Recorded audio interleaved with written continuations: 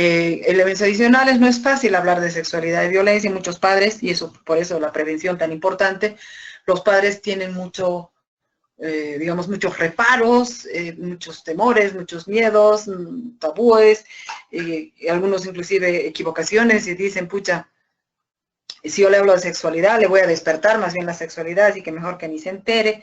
O sea, hay que vencer muchos mitos falsos de los padres para que ellos enfrenten la sexualidad desde que sus niños son muy chiquititos, desde que la comunicación empieza con acciones, con si me baño con el niño, si me desnudo frente a él, para cambiarnos, o cuando vamos a la piscina o cuando vamos a dormir.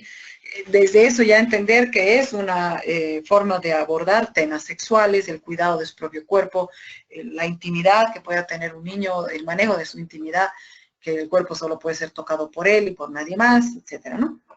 Siempre existen controversias en cuanto a temas, valores y enfoques. Desde luego, si uno pregunta a personas religiosas, si uno pregunta tal vez con otro tipo de enfoques, desde luego que van a haber divergencias, pero tenemos que precisamente buscar investigaciones como las que un poco les estoy yo comunicando y ver que la prevención realmente se da de forma tremendamente temprana con la mayor cantidad de información posible, pero transmitida también de forma adecuada, ¿no? Para que los niños puedan atender y ser los primeros, porque los padres no estamos las 24 horas del día con nuestros hijos y nuestros hijos están permanentemente expuestos a ser víctimas. Y tampoco, también cuando somos adultos o adultas, no es más que salgamos a la calle o vayamos a un bar, a un boliche, qué sé yo, que podemos estar siendo también víctimas de cualquier tipo de este tipo de situaciones, ¿no? La claridad es clave, no se deben dar dobles mensajes a los niños o mensajes con respuestas con preguntas no contestadas, donde los niños pueden preguntar ya también a otros niños que están igual o más confundidos que ellos y recibir respuestas torcidas que inclusive puedan generar mayores problemas. Hay que sensibilizar a toda la población porque es un problema de todos, no es un problema solamente de los padres, que es la base, desde luego, la familia, pero también hay que extender a toda la demás población.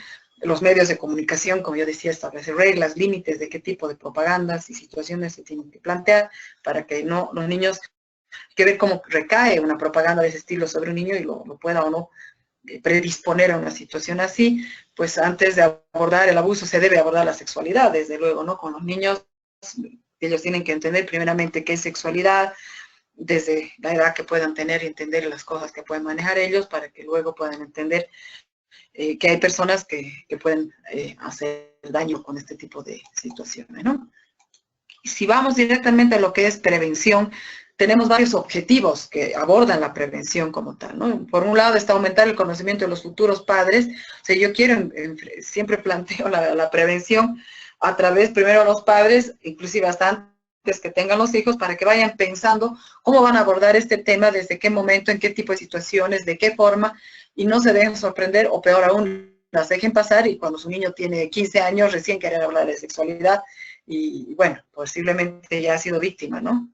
Entonces hay que aumentar el conocimiento de los futuros padres sobre el desarrollo del niño y las demandas de la paternidad que se tienen para que los padres, como digo, vayan ya pensando al respecto y no solamente entre ellos como una charla informal, sino que hacerlo lo más posible de forma estructurada, con cursos, con abordajes de diferentes formas, ¿no?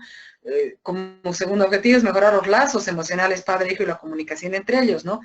Hay algunos padres que piensan que como es chiquito, como que no habla todavía bien, entonces no entienden. Y no, los niños entienden, solamente que tienen otra forma de entender, la comunicación es distinta, pero no quiere decir que los niños pues haya que pasarlos por encima y que recién cuando ya sea maduro voy a conversar con ellos y punto, ¿no? No, hay que mejorar y por eso hay, inclusive desde el nacimiento, soy muy partícipe, por ejemplo, que el padre esté presente en el nacimiento del bebé, que sea inclusive el que corte el cordón umbilical del niño, eso genera un apego fuerte, un vínculo afectivo fuerte de inicio entre el padre y el hijo o la hija, que ese bebé que nace al tiro sea puesto para lactar con su madre, la madre también con ello va a crear un vínculo afectivo más fuerte con el bebé con la madre, etcétera, y empezar ahí en mejorar estos lazos emocionales con los niños, para que luego cuando ya haya comunicación, cuando ya haya lenguaje no verbal que es entendible entre padres e hijos,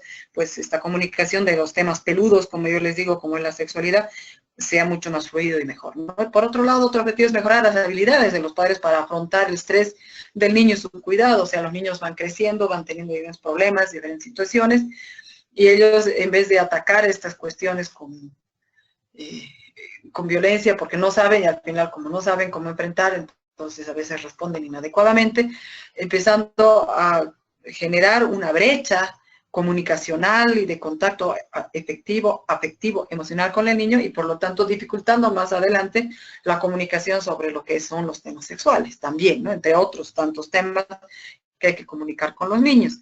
Como otro objetivo estaría mejorar las habilidades de los padres para afrontar estrés del cuidado con necesidades especiales. Muy importante si es que el niño inclusive tiene necesidades especiales, si tiene síndrome de Down, algún tipo de retardo mental, porque ese tipo de niños son aún más vulnerables para abusadores sexuales, ¿no? Porque piensan que nadie le va a creer porque es retardado, o ni siquiera lo va a contar porque es retardado, etcétera. Entonces son niños que aún están en una situación de mayor vulnerabilidad, por lo tanto con esos niños hay que trabajar mucho más fuerte según el nivel intelectual que vayan generando a lo largo de su vida, ¿no? Luego, reducir el aislamiento de familia y aumentar el apoyo social. O sea, las familias no tienen que ser a veces tan cerradas, sino aumentar un apoyo social, un involucramiento de todos en esta situación para cuidar a nos todos. Yo te cuido, tú me cuidas, todos nos cuidamos. Generar, digamos, una solidaridad de las familias, de los entornos, digamos, habitacionales, sea que vivan en casas, que vivan en departamentos, que vivan en condominios, lo que sea, pero generar una solidaridad, un involucramiento en todas las personas para el cuidado de este tipo de situaciones, ¿no? Aumentar el acceso a los servicios sociales y sanitarios para todos los miembros de la familia. Desde luego en Bolivia tenemos muchos de estos, que son defensorías, LIMS, CDGs, brigadas de protección, sí, pero son estamentos que a veces quedan ahí y son instancias que no son muy fáciles de acceder o que solamente uno piensa que puede acceder cuando uno tiene problemas. Hay que hacer esas instancias que sean accesibles inmediatamente para estas situaciones, y no solamente para cuando haya un problema, sino para conocer cómo puedo abordar yo preventivamente este tema antes que se dé en la familia, ¿no? Y por último, reducir las consecuencias, pues a largo plazo, de una deficiente labor de los padres, si es que ya estamos haciendo una intervención de prevención tardía en que los padres no han hecho, entonces puede ser que ya haya niños que hayan sufrido ya este tipo de violencias, y bueno, ahí tenemos que reducir las consecuencias, ¿no? En general, abordar a estos niños para que las consecuencias no recaigan sobre ellos en este momento, a corto, mediano y a largo plazo, en los cuales los niños se tornen problemáticos adultos o víctimas adultos, ¿no? Adultos. Eso es lo que tenemos que pensar, que un niño que no ha sido tratado adecuadamente en cualquier tipo de violencia en su infancia puede